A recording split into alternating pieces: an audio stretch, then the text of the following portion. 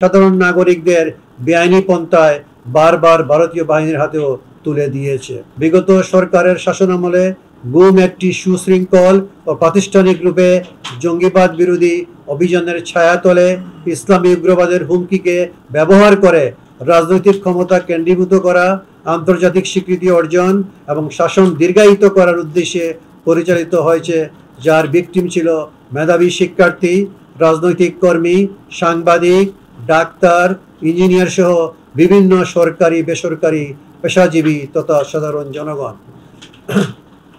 এ প্রক্রিয়ায় তারা ফৌজদারি বিচার ব্যবস্থাকে অস্ত্র বানিয়েছে, আইন প্রয়োগকারী সংস্থা ও নিরাপত্তা বাহিনীকে রাজনৈতিক প্রভাবাধীন করেছে এবং নির্যাতন ও গোপন আটকের সংস্কৃতি প্রাতিষ্ঠানিকভাবে চালু করেছে।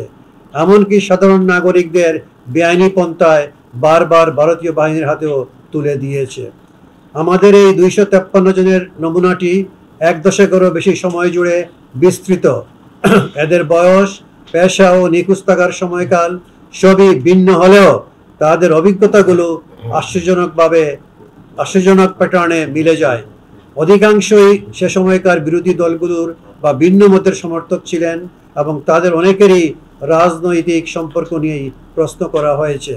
এমনকি অল্প কিছু ক্ষেত্রে তৎকালীন শাসক দলের সঙ্গে সংশ্লিষ্ট ব্যক্তিদেরও দলীয় কুন্দল বা প্রতিদ্বন্দ্বিতার কারণে গুম করা হয়েছে। সকল ক্ষেত্রেই ভুক্তভোগীরা প্রায় একই ধরনের প্রক্রিয়ার শিকার। পদ্ধতিগত নির্যাতন, সন্ত্রাসী হিসাবে প্রচার, একই ধরনের আইন অনুযায়ী অভিযোগ দায়ের এবং একই ধরনের ভাষায় বর্ণনা। বিভিন্ন পটভূমি থেকে আসা ব্যক্তিদের অভিজ্ঞতার এই সামঞ্জস্য রাজনৈতিক উদ্দেশ্যকে স্পষ্ট করে।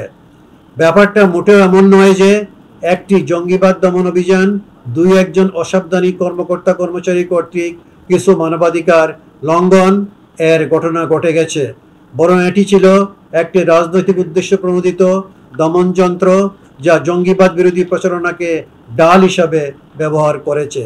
এছাড়া আমাদের প্রতিবেদনে সন্ত্রাস বিরোধী ট্রাইব্যুনালের তথ্য প্রমাণ বিশ্লেষণ করে আমরা দেখিয়েছি যে মামলার সংখ্যা হ্রাস বৃদ্ধির ক্ষেত্রে নিরপেক্ষতা নয়, বরং রাজনৈতিক ও পারফরম্যান্স ইন্ডিকেটর ভিত্তিক বিবেচনা কাজ করেছে। এছাড়াও আমাদের কাছে দাখিলকৃত 81% অভিযোগ জীবিত ভিকটিমদের হলেও 19% অভিযোগ ফেরত না আসা ভিকটিমদের। এবারের প্রতিবেদনে আমরা গুম অবস্থা হতে ফিরে না আসা এমন 12 জন ভিকটিমের বিষয়ে অগ্রগতি তুলে ধরেছি, যাদের বিষয়ে প্রাথমিকভাবে অনুসন্ধান সম্পন্ন হয়েছে এবং তাদের গুমের জন্য কারা দায়ী তা প্রাথমিকভাবে আমরা শনাক্ত করতে পেরেছি। চলমান অনুসন্ধানের স্বার্থে এই মুহূর্তে এর চেয়ে বেশি প্রকাশ করা সম্ভব হচ্ছে না।